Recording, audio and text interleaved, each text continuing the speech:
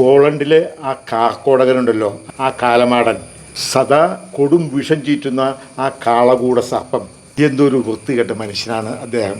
ഇത്ര അധപ്പതിച്ച ഒരു പുരോഹിതനെ ഞാൻ എൻ്റെ ജീവിതത്തിൽ കണ്ടിട്ടില്ല. ഇത്രമാത്രം സമാധാനം കാക്ഷിക്കാത്ത, അലസൻ്റെയും അസമാധാനവും സഭയിൽ ഉണ്ടാക്കുവാൻ ശ്രമിക്കുന്ന ഒരു പുരോഹിത വേഷധാരി, നാമധാരി.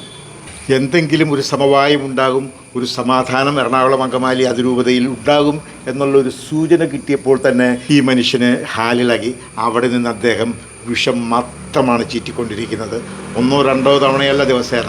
എനിക്ക് തോന്നുന്നത് അയാൾക്ക് വേറെ പണിയൊന്നും ഇല്ലെന്നാണ് എനിക്ക് തോന്നുന്നത്. അയാൾ കുർബാന ചെല്ലുന്നുണ്ടോ എന്ന് എനിക്ക് അറിഞ്ഞുകൂടാ. ഈ മദാമ്മമാരുടെ കൂടെ ചുറ്റിക്കറങ്ങുക, അതുപോലെ തന്നെ സീറോ മലബാർ സഭയെ, എറണാകുളം അങ്കമാലി അതിരൂപതയിലെ വിശ്വാസികളെയും വൈദികരെയും അസഭ്യം പറയുക, ഇത് മാത്രമാണ് ഈ വൃത്തികെട്ട മനുഷ്യൻ്റെ തൊഴിൽ. എന്തൊക്കെ വൃത്തികേടുകളാണ് അയാൾ ഈ പറയുന്നത്.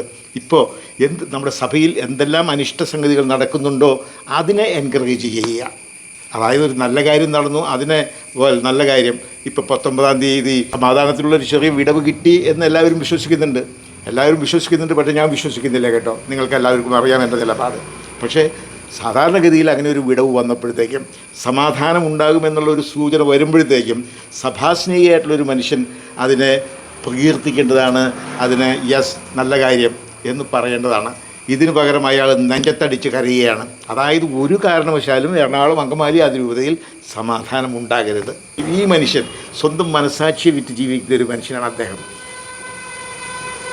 പോളണ്ടിൽ പോയി ജനാഭിമുഖ കുർബാന, ലത്തീൻ റീത്തിൽ കുർബാന അർപ്പിച്ചിട്ട്, ലത്തീൻ കുർബാന എന്ന് ഞാൻ പറഞ്ഞാൽ റീത്തിൽ കുർബാന അർപ്പിച്ചിട്ട് അദ്ദേഹത്തിന് യാതൊരു കുലബന്ധം പോലും ഇല്ലാത്ത എറണാകുളം അങ്കമാലി അതിരൂപതയിലെ കാര്യങ്ങളിൽ ഇടപെടുക. ഇത് തന്നെയാണ് നമ്മുടെ വരാൽത്തോമയും ചെയ്യുന്നത്, കല്ലറങ്ങാട്, പെരുന്തോട്ടം എന്ന് പറയുന്ന അന്യരൂപതക്കാർ മുഴുവൻ ചെയ്യുന്നത്. എല്ലാവരും നമ്മുടെ അതിരൂപതയിൽ വന്ന് ഇവിടുത്തെ ജനങ്ങളുടെയും വിശ്വാസികളുടെയും വൈദികരുടെയും പുറത്തേക്ക് കയറുക. ഈ എറണാകുളത്ത് വിശ്വാസികളോ വൈദികരോ മറ്റൊരു രൂപതയുടെയും കാര്യങ്ങളിൽ ഇടപെടാൻ പോകുന്നില്ല. നിങ്ങളൊന്ന് ആലോചിച്ച് നോക്കി. ഇവരാണ് നമ്മുടെ പുറത്ത് കയറുന്നത്. എന്തിന്? ഇവരുടെ അധികാര പരിധിയിൽ പെട്ടതല്ല എറണാകുളം അങ്കമാലി അതിരൂപത. ഈ അതിരൂപതയിലെ തീരുമാനങ്ങൾ എടുക്കാൻ, ഇവിടുത്തെ റൂബ്രിക്സ് എന്ത് വേണമെന്ന് തീരുമാനിക്കാനായിട്ട് സഭാ നേതൃത്വം, അല്ലെങ്കിൽ ഇവിടുത്തെ അതിരൂപത നേതൃത്വം, ആ അതിരൂപത നേതൃത്വം പ്രത്യേകം എടുത്തു പറയേണ്ടത് ആ അതിരൂപതയുടെ തലവൻ എന്ന് പറയുന്നത് നമ്മുടെ സഭയുടെ തന്നെ തലവനാണ്. ആ തലവനും അദ്ദേഹത്തിൻ്റെ വികാരിയായിട്ടുള്ള പാമ്പ്ലാനിക്കുണ്ട്. അതിൽ മറ്റു ബിഷപ്പുമാർക്കോ സിനഡിനോ പോലും യാതൊരു കാര്യമില്ല അതിനകത്ത് ഇടപെടാനായിട്ട്. അബ്സൊല്യൂട്ട്ലി അവരവരുടെ പരിധി ലംഘിക്കുകയാണ്. അവർ അധികാര ലംഘനം നടത്തിയാണ് എറണാകുളത്തിൻ്റെ ആഭ്യന്തര കാര്യങ്ങളിൽ അവരിടപെടുന്നത്. അവർക്ക് യാതൊരു യോഗ്യതയുമില്ല, യാതൊരു അവകാശവുമില്ല. അപ്പോൾ ഈ കൽദായ കാളകൂട സർപ്പം പോളണ്ടിൽ കിടന്ന് ഇയാളെ സെൻഷർ ചെയ്യേണ്ട സമയം കഴിഞ്ഞു. ഇദ്ദേഹത്തിനെതിരെ നടപടികൾ എടുക്കേണ്ട കാര്യം കഴിഞ്ഞു. കാളകൂട സർപ്പത്തെ അദ്ദേഹത്തെ ഞാൻ അങ്ങനെ വിളിക്കുള്ളൂ, കാളകൂട സർപ്പം. കാരണം അദ്ദേഹം ചീറ്റുന്നത് മുഴുവൻ കൽദായ വിഷം മാത്രമാണ്. അദ്ദേഹത്തിന് പോസിറ്റീവായിട്ടോ നല്ലതായിട്ടോ ഒന്നും ഈ രൂപതയെ പറ്റി പറയാനില്ല. ഈ അതിരൂപതയുടെ നാശത്തിലും ഈ അതിരൂപതയിൽ ഉണ്ടായിക്കൊണ്ടിരിക്കുന്ന ഭിന്നതയിലും, നമ്മുടെ ഇടവകകളിൽ ഉണ്ടായിക്കൊണ്ടിരിക്കുന്ന ഭിന്നതകളിലും അസമാധാനത്തിലും സംതൃപ്തി കണ്ടെത്തുന്ന ഒരു പൈശാചിക ജീവിയാണ് ഈ മനുഷ്യൻ.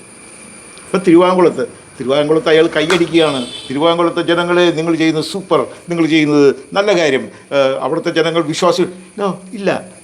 ഒരു സമവായത്തിന് വേണ്ടിയിട്ട്, ഒരു വിട്ടുവീഴ്ചയ്ക്ക്, സമാധാനത്തിന് വേണ്ടി ഒരു വിട്ടുവീഴ്ചയ്ക്ക് ചെയ്യാനായിട്ട് തയ്യാറാകും മക്കളെ എന്നാണ് അദ്ദേഹം പറഞ്ഞു കൊടുക്കേണ്ടത്, ഈ നാറി. ഓക്കെ, അതിനു പകരം അവിടെ ഈ ഒരു ജനാഭിമുഖ കുർബാന അനുവദിച്ചു തരുവാൻ വിലങ്ങുതടിയായി നിന്ന് സമാധാനം, അത് ആ ഇടവകയിലെ മാത്രമല്ല എറണാകുളം അങ്കമാലി അതിരൂപതയിലെ എല്ലാ ഇടവകകളിലെയും സമാധാനം നശിപ്പിക്കുവാനായിട്ട് ശ്രമിക്കുന്നവർക്ക് അദ്ദേഹം കൈയടിച്ചുകൊണ്ടിരിക്കുകയാണ്. ഇതുപോലത്തെ ദുർമാതൃകളെ, ദുശക്തികളെ നമ്മൾ അകറ്റി നിർത്തണം നമ്മുടെ സഭയിൽ നിന്ന്. അദ്ദേഹത്തെ നമ്മൾ ശരിക്കും ബോയ്ക്കോട്ട് ചെയ്യേണ്ടതാണ്. കാരണം ഇതുപോലെ അസമാധാനത്തിൻ്റെ വിത്ത് വിതയ്ക്കുന്നവരെയല്ല, വിതറുന്നവരെയല്ല, പ്രത്യുത സമാധാനത്തിൻ്റെ, ഐക്യത്തിൻ്റെ സന്ദേശവുമായി വരുന്നവരെയാണ് നമുക്കിന്ന് ഈ സഭയിൽ ആവശ്യം. Thank you very much.